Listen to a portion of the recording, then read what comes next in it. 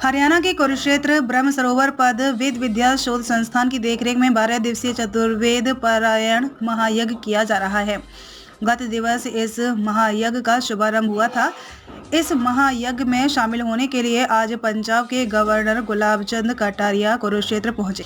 Governor Gulab Chand Kataria ने दीप प्रज्वलित कर कार्यक्रम की शुरुआत की। कार्यक्रम आयोजकों ने पंजाब के गवर्नर गुलाब चंद कटारिया को शॉल ओढ़ाकर और स्मृति चिन्ह देकर उनको सम्मानित किया।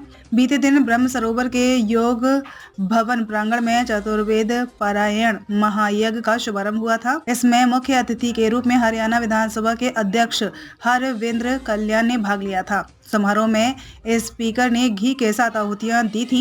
यह यज्ञ 12 फरवरी को संपन्न होगा, जिसमें सूर्योदय से सूर्यास्त तक यज्ञ किया जा रहा है। आज गवर्नर गुलाब चंद भी यज्ञ में घी की आहुति दी और आयोजकों को बधाइयां दी। कार्यक्रम के संयोजक स्वामी संपूर्णानंद सरस्वती का कहना है कि चारों वेदों का यज्ञ कुरुक्षेत्र की पावन धरती पर दूसरी बार होना अलग संगम है। इस धरती पर भगवान श्री कृष्ण ने गीता का ज्ञान दिया था।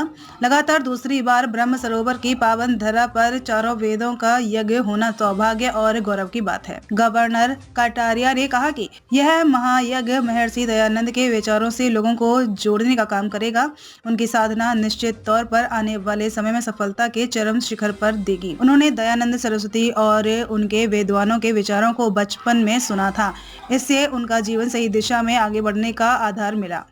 शताब्दी मना रहे हैं दूसरी, और आर्य समाज की स्थापना भी उन्होंने 1875 में किया, उस पर 150 वर्ष।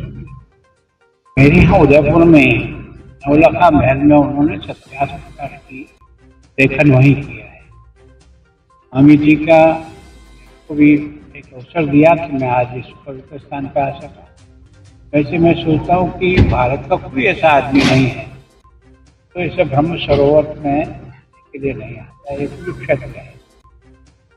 ये न्याय और अन्याय के प्रति हुए युद्ध को गीता के उपदेश के रूप में आने वाली पीढ़ियों तक रहेगा। उस धरती पर मैं आया हूँ। दयानंद जी के इस कार्यक्रम में मुझे सम्मिलित होने का मौका मिला। मैं सोचता हूँ महर्षि दयानंद की शिक्षाएं उस समय भी उतनी आवश्यक थी, उससे आज उससे भी कई ज्यादा आवश्यक है।